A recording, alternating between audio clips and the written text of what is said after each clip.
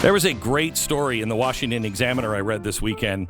If Amy Coney Barrett joins the Supreme Court later this year, conservatives will rightly be thrilled, but maybe Democrats and the left will question their scorched earth tactics of the past few years.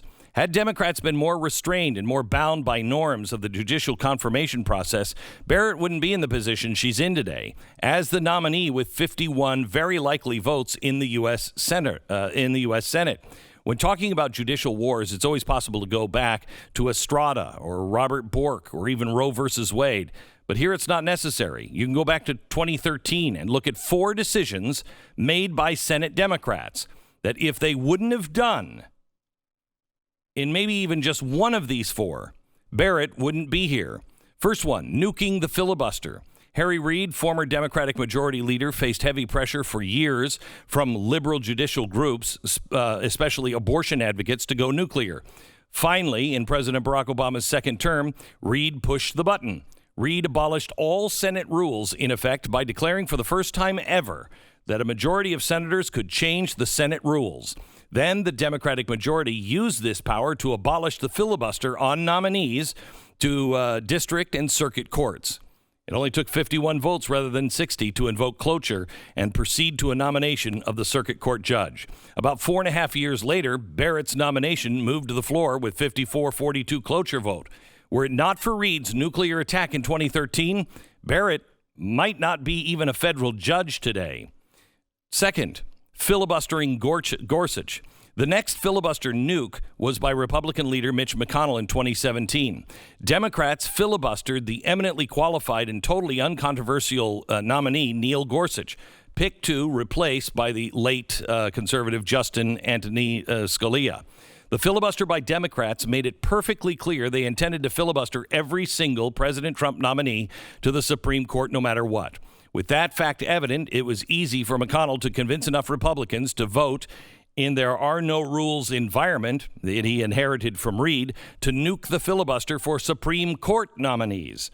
Had Democrats gone the high road and allowed a vote on Gorsuch, such as Republicans had allowed votes on every Democratic nominee for a generation, then McConnell would not have had the opportunity to push the nuclear button.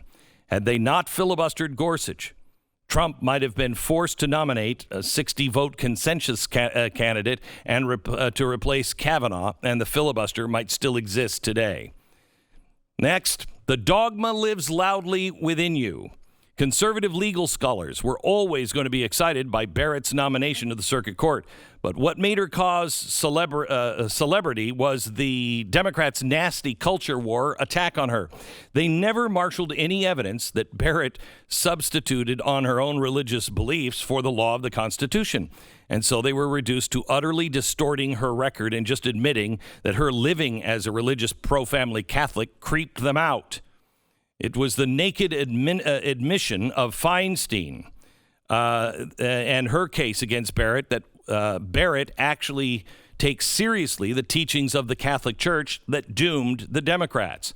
This is becoming a rallying cry for conservative Catholics and religious conservatives broadly.